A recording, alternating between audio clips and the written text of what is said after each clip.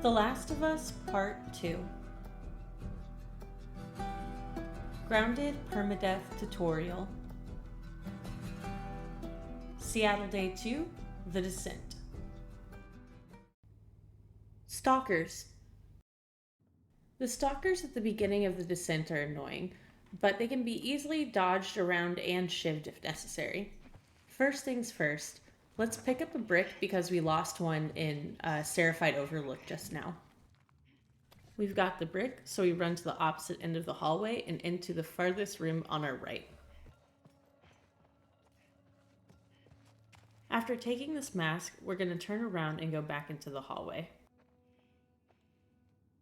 Yes.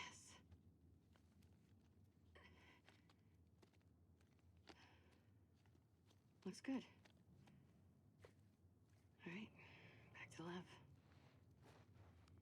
First, equip your brick. A stalker will run by.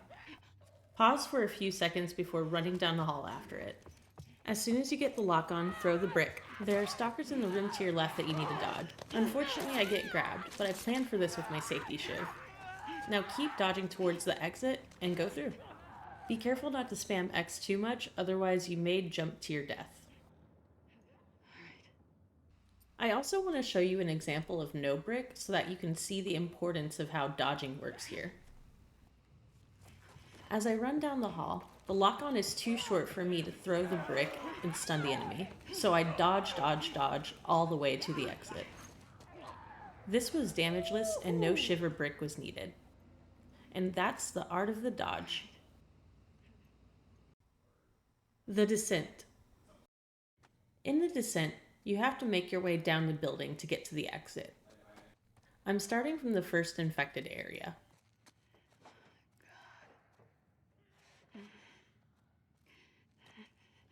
In the room to my right, there's a wall stalker. I'm going to kill it silently with my crossbow before going further. I shoot from prone because it makes my aim more steady. To kill a wall stalker, you need to make a headshot. I missed my first shot, but that's okay. I'll get it on the second try. It's best to have a scope for the headshots, but I didn't make one in this save file. With this wall stalker dead, we're free to run to the next area. I hate demons. Tell me about it.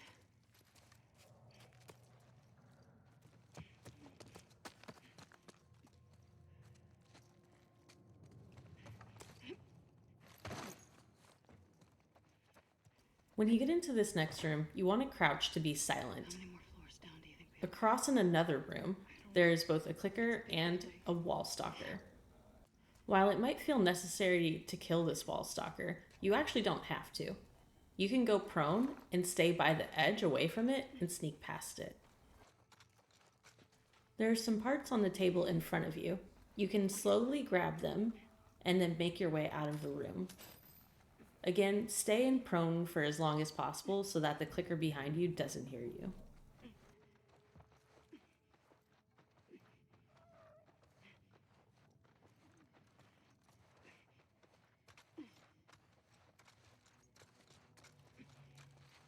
Now go into the room on your right.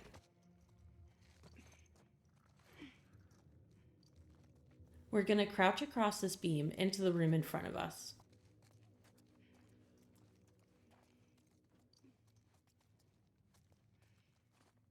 Now in the back corner of the room, there's another wall stalker. You don't have to kill it, but if you do, you can loot the room. To our left, you'll want to pick up the flamethrower. You can get this without killing that wall stalker if you choose to skip the rest of the loot in the room. Now make your way back and out the door to your right. Keep going right and drop down into the next area. On your left, there are parts on the ledge that you can grab.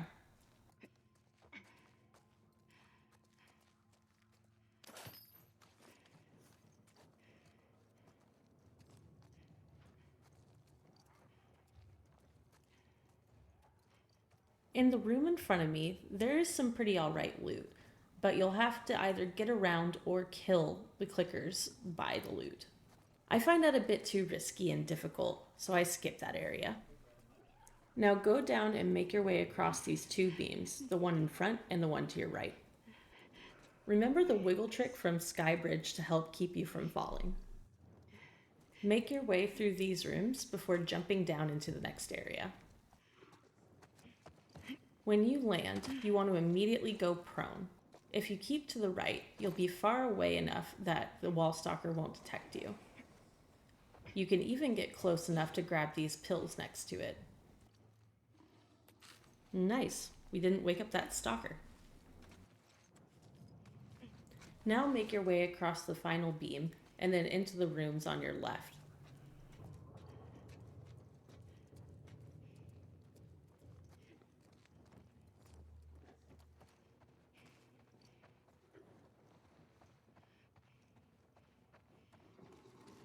From here, we're just going to be making our way down, down, down.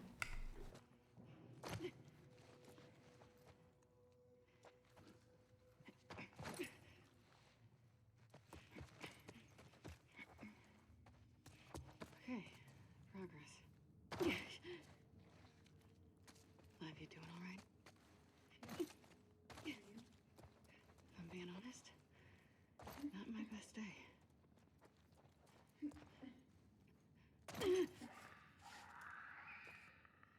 All right, time to head into the final room.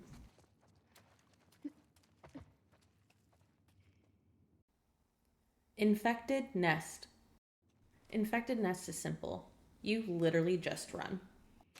First, we have a triangle prompt to open the door.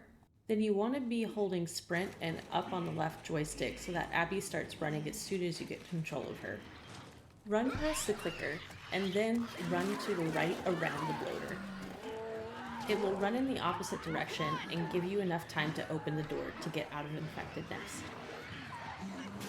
Note that on grounded, you have to run to the bloater's right and you cannot run on its left. You can do that. Let's go. Next up, Seattle Day 2, Ground Zero. For more content, please consider following my Twitch channel, Kill a Car. Thank you for watching. Bye!